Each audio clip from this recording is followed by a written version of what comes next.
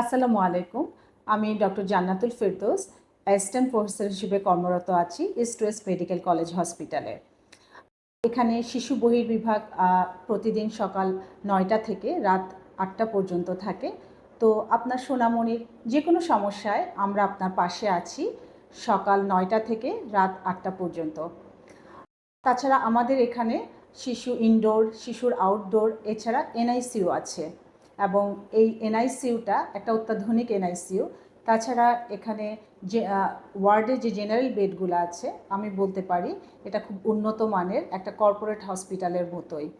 তো আপনার সোনামণির যে কোনো প্রয়োজনে, যে কোনো প্রবলেমে আমরা আপনার পাশে আছি এবং ইনশাল্লাহ যে কোনো সমস্যায় আমরা সেই উন্নত মানের সেবাটা আপনাদেরকে দিতে পারবো আশা করি।